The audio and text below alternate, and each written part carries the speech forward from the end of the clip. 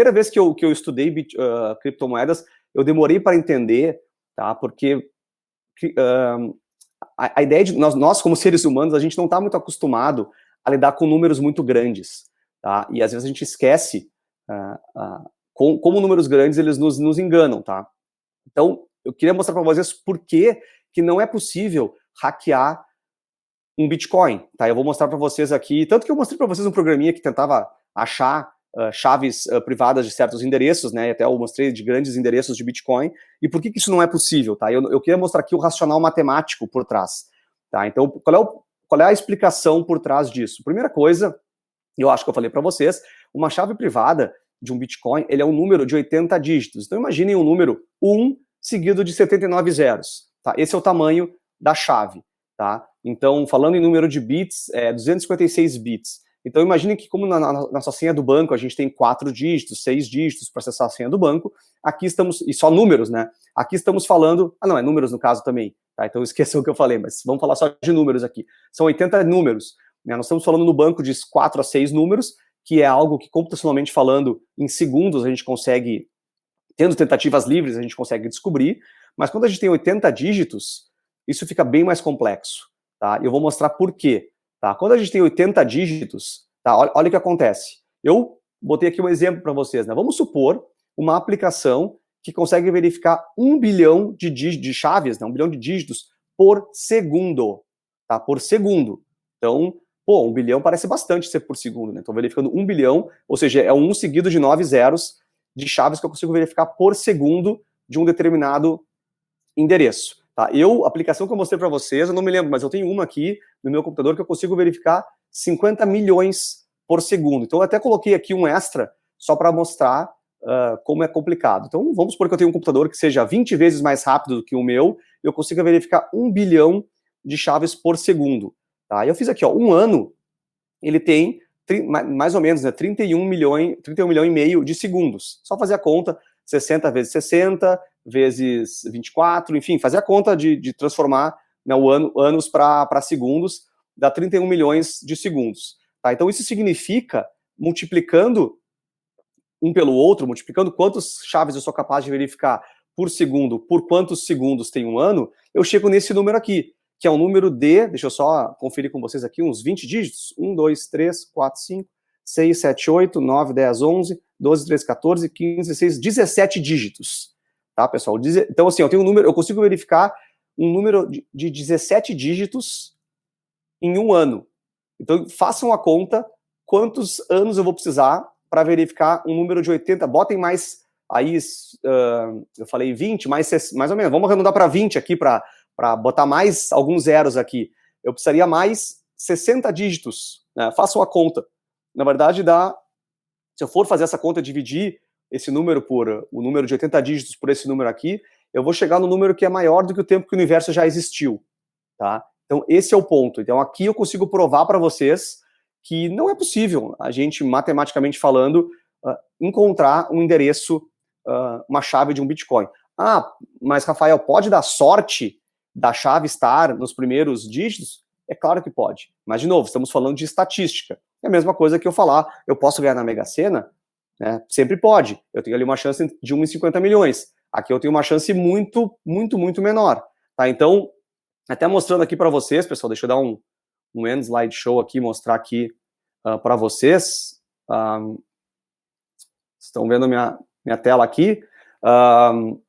Isso aqui eu tinha mostrado para vocês na atividade anterior, na aula anterior, e isso aqui é uma lista, tá, pessoal, de endereços que são chamados endereços dormentes.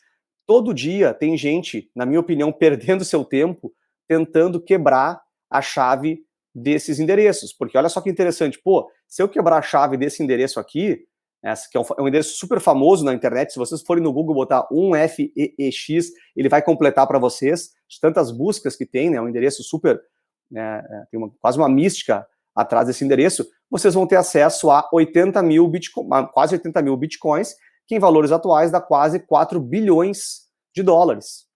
Então, vale muito a pena eu tentar quebrar esse endereço. O ponto é que, como eu falei para vocês, não dá, entendeu, pessoal? Não tem como. Nós não temos poder computacional suficiente e nós vamos ficar a vida inteira com o nosso computador queimando energia e nós não vamos descobrir esse endereço. Tá? Tanto esse quanto vários outros que estão aqui, ó, o segundo endereço dormente, que tem mais bitcoins, tem quase 54 mil bitcoins, que são 2,5 bilhões de dólares, e aqui tem vários, ó, pessoal, a gente nem precisaria quebrar o primeiro, né, a gente poderia quebrar aqui, qualquer um desses aqui, né, poderia pegar esse aqui, ó, o último aqui da lista, o centésimo, que tem só 2 mil bitcoins, que dá 95 milhões de dólares, já seria super bom. O ponto é que o esforço para quebrar esse endereço aqui é exatamente o mesmo esforço para quebrar esse aqui. Eu preciso, é um número aleatório de 80 dígitos que eu tenho que descobrir. Então, notem, pessoal, muita gente tenta, inclusive tem muitos programas oferecidos aí que as pessoas fazem para fazer verificação de chaves de Bitcoin, e o ponto é que não vale a pena. Matematicamente, nós nunca vamos conseguir. Dá vontade, as pessoas ficam, vai que eu vou dormir, vou acordar e o meu programa vai ter encontrado o número. Como eu digo, sempre pode, sempre tem chance de que um raio caia 30 vezes no mesmo lugar, mas essa chance é tão pequena que até hoje, né, os hackers aí, os entusiastas mais fortes jamais conseguiram quebrar qualquer endereço. Nunca a blockchain ela foi quebrada. Tá? Isso é muito importante dizer. Tá? Então, eu até coloquei isso no slide seguinte, mas a blockchain jamais foi quebrada. Então, um dos motivos é esse aqui. Tá? Então, mais uma vez relembrando, tá? Eu quero que vocês também reflitam que aquela comparação que eu fiz com a internet para o blockchain, nós estamos nos primeiros anos de vida do blockchain. Então, o blockchain, ele é isso, ele é um registro de dados permanente, já vimos isso, né? Nós temos aí transações que foram feitas lá em 2009, 2010, no caso do Bitcoin, e que jamais podem ser alteradas, jamais podem ser fraudadas. Eu botei aqui, nas fraudes são evitadas por conta daquela explicação que eu falei da conexão entre os blocos e porque os próprios mineradores, eles acabam validando ou invalidando esses movimentos de fraude, eles dizem, não, esse bloco não é válido, nós temos aqui o bloco mais válido, então mais de 50% valida esse processo, ela é verificável, então a gente já foi lá na blockchain.com, tem outros sites que também fornecem a visão da blockchain, qualquer um de nós pode fazer, na verdade, isso, basta a gente baixar a blockchain do Bitcoin, como se a gente fosse ser um minerador, e a gente pode criar um programa que fica lendo a blockchain e traz informações para os usuários, como aquele site faz, e ela é imutável, como eu falei. Imutável aqui tem também um pouco a ver com não ser fraudável, né? Então, no momento que o registro foi feito lá, ele não pode ser alterado. Tá? E aqui a gente pode começar a pensar em coisas interessantes que podem ser feitas com blockchain. Então, imaginem, aqui só para dar um exemplo, a gente vai ver mais daqui para frente, pensem em, por exemplo, registro de anterioridade. Tá? Então, vamos lá, eu criei uma marca e eu quero garantir que aquela marca é minha por anterioridade. Eu não conheço bem as regras com relação a registros de marca, registros de música, mas só para dar um exemplo. Tá? Vamos supor que seja feito por anterioridade. O primeiro que registrou está valendo. Hoje nós temos órgãos que fazem isso e a gente sabe que é possível haver fraude. De repente, 2 pessoas fizeram pedidos para registro de uma música, para registro de uma marca, e eventualmente pode acontecer, obviamente por ser órgãos centralizados, não estou dizendo que isso aconteça, mas existe a chance de existir influência política, de, não, registra para mim a música, eu que pedi primeiro, eu que, né, te pagam por fora, pode acontecer coisas, tá, pessoal? Tanto para música, para marcas ou qualquer outra coisa. Quando a gente fala de blockchain, não existe isso, ou seja, se eu fui lá, compus uma música, eu criei uma marca e eu jogo na blockchain, né, vou pegar o dia de hoje, que é dia, que nem sei que dia hoje é dia 1º, né, 1º de setembro, eu tô falando isso porque eu brinco, né, que o mês de agosto pareceu que foi longo, pareceu que tiveram 70 dias o mês de agosto, parece que não terminava nunca. Então, 1º de setembro eu fui lá, botei uma marca e registrei numa blockchain, por exemplo, de registros de marca. Isso quer dizer que a partir de agora, aquela marca é minha por anterioridade, porque eu fui o primeiro a registrar. Se alguém registrar amanhã, não tem como aquela pessoa colocar que registrou ontem, porque a própria blockchain já tem o registro anterior. Né? Então, aqui só para dar um exemplo do que a gente pode fazer, eu vou trazer outros exemplos bem legais para vocês durante a nossa conversa de hoje. Tá? E aí, eu falei isso antes, e é super importante deixar bem claro, por isso que eu falo sobre backup, eu falo muito sobre segurança. A blockchain do Bitcoin, tá? Ela nunca foi hackeada, nunca, tá, pessoal? Como eu falei, nunca aconteceu de alguém conseguir quebrar um endereço do Bitcoin. Né? Tem pessoas usando programas dos mais modernos, como eu falei para vocês, como existe uma aleatoriedade na geração dessas chaves, é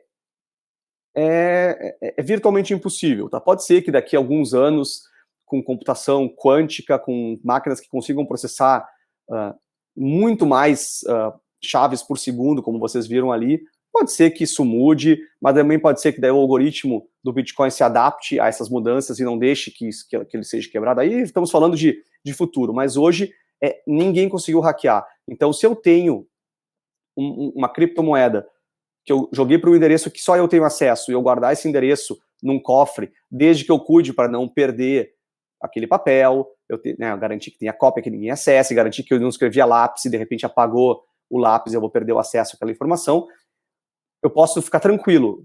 Porque, por exemplo, aqueles endereços que eu mostrei para vocês, aquela lista de endereços dormentes do Bitcoin, nós não sabemos se são endereços de alguém que botou lá 80 mil Bitcoins e está ali esperando um dia para transacionar, ou se são pessoas que perderam. Né? E independente do caso, muitas pessoas estão tentando no mundo inteiro acessar esses dados e não conseguem. Tá? Então, até fazendo um parênteses, eu acredito bastante que ali são bitcoins perdidos mesmo, né? Perdidos no sentido que em 2010 Bitcoin não valia nada, as pessoas estavam brincando de mandar Bitcoins uns para os outros, mandavam quantidades imensas, porque não tinha valor, então toma 10 mil, recebe 10 mil, estavam brincando. Né? A cada 10 minutos a mineração gerava mais 50, então os mineradores na época, né, os entusiastas estavam lá com milhares ou milhões de criptomoedas que não valiam nada, e de repente um dia, naquele endereço X lá, ficou 80 mil Bitcoins, a pessoa formatou o computador, não deu muita bola, e perdeu aquelas moedas, tá?